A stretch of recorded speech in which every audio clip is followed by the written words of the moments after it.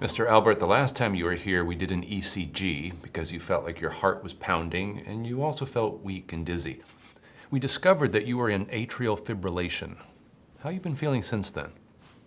I've been feeling mostly okay. Every couple of days I still get these episodes where I feel like my heart is beating really fast and skipping beats, but I'm not out of breath when I go on walks and also during my normal, just routine activities, I'm fine. Good, I'm glad to hear that. Now, you still may be in atrial fibrillation. This condition can present different symptoms from one person to the next. Some people don't notice anything, like yourself, but others experience shortness of breath or they might feel lightheaded. Well, it's good that you're not noticing these symptoms now. You should definitely let me know if that changes, okay? Sure, no, I can do that. I wanted to meet with you today so we could talk a little bit more about what atrial fibrillation is and explain some of the treatment options available to you. Okay. All right, let's start with what atrial fibrillation is. A normal heart has a strong, steady beat. In atrial fibrillation, the two upper chambers of your heart, the atria, are quivering or fibrillating instead of beating the way they should. This is caused by a problem with the electrical impulses that the heart chambers receive, and it can make your heart beat quickly and irregularly. There are three types of atrial fibrillation: paroxysmal, persistent, and permanent. In the paroxysmal type, episodes come and go and they stop on their own.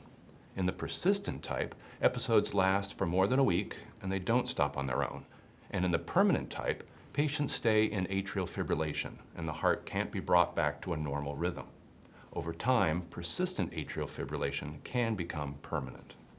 Now, based on the ECG results from your last visit and the fact that you're still in atrial fibrillation today, it looks like you're experiencing persistent atrial fibrillation. So what are my options? Well, we have two options that can help your heart beat the way it's supposed to. First option is rate control, the other is rhythm control. Rate control focuses on making sure that the heart is not beating too quickly during an episode of atrial fibrillation. The types of medications that we use to keep the heart rate controlled, that's between 60 and 100 beats per minute, are called beta blockers and calcium blockers. And we also sometimes use a drug called digoxin. Are there any downsides to these medications? Yeah, fatigue is the most common side effect, but that's often temporary. Rate control medications can also sometimes cause the blood pressure to drop too low. Adjusting the dosage usually takes care of that. And what is my other option? The other option is rhythm control. Now with this option, we try to restore your heart's rhythm to a normal state and keep it there. We can do this either by sending you for a procedure or trying a rhythm control medication.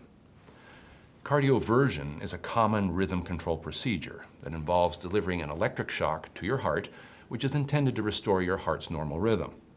I know that sounds scary, but it's actually a very safe procedure with a high rate of success. If atrial fibrillation comes back after cardioversion, or if we think there's a strong chance that it will, then we typically prescribe special rhythm control medications to reduce that risk. Any downsides to these medications? Patients taking rhythm control agents or antiarrhythmics might notice fatigue or an upset stomach, but the most important side effect we look for with these medications is the development of other unwanted rhythm disturbances. These can be serious, and that's why we often choose to start patients on these medications in the hospital, where we can monitor closely how they're working. And what happens if these medications don't work, or I just don't like the side effects? Patients who keep having episodes of atrial fibrillation but who don't respond to medication or to cardioversion, we can consider a procedure called ablation. This involves applying radiofrequency energy to the upper chamber of the heart to get rid of the atrial fibrillation altogether. And it's done by a specialist in a hospital laboratory. Wow. That sounds pretty involved. Doctor, the thing is, I feel fine, and I'm not having any problems at all with my normal activities. So, do I really need to treat this condition at all? That's a very good question. The simple answer is yes, but let me explain why. I mentioned a little while ago that the chambers of your heart are not beating normally, whether you feel it or not.